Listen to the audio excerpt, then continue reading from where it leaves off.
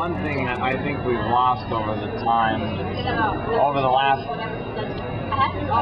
2 centuries, is the art of telling a story through dialogue. Because Shakespeare told story through a dialogue, and there was very little stage direction.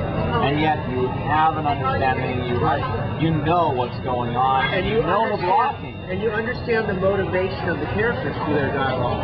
Like the way they speak is a window into who they are, and who they are is fascinating. It's like they speak on almost it's not emotional, but it's like there's a contextual realism to the language, whereas I think a lot of times we have our dialogue in there. I have a friend who's a screenplay writer, so he would be really, he's an interesting guy, and he has, I've read several of his screenplays.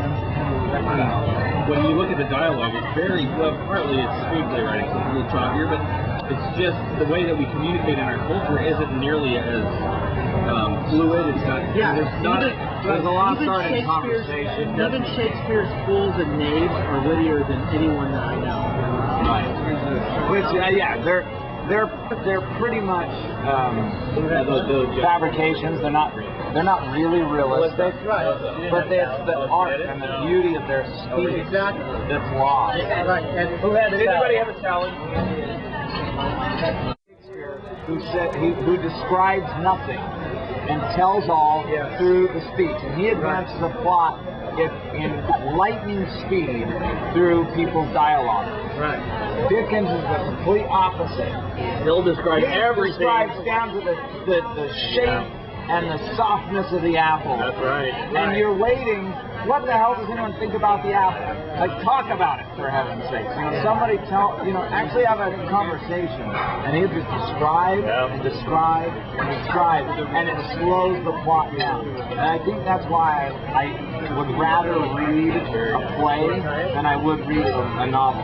Because in a play, I advance through the plot at lightning speed. But in a novel, I'm drudgery. It's pure drudgery to sit there and read people's descriptions of the most minute, unimportant details. It's interesting. I did a lot of poetry and short story writing back in college. It was like, my mom was a literature professor, so I have a lot of interest in that.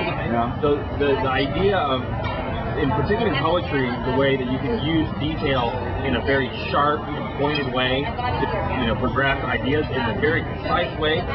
It's, for me, I actually really agree with what your statement is about a novel, because one of the things that I really frustrated with is like photography, for example, is one of the things that like you're constantly separating out the things that don't matter.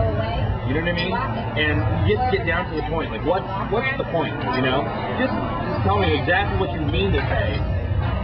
And maybe that's not an impatience, but it's just an appreciation for, like, haiku, for example. Haiku is amazing. I mean, they can make you feel something powerfully in like the fewest words imaginable, but it's in yet beauty.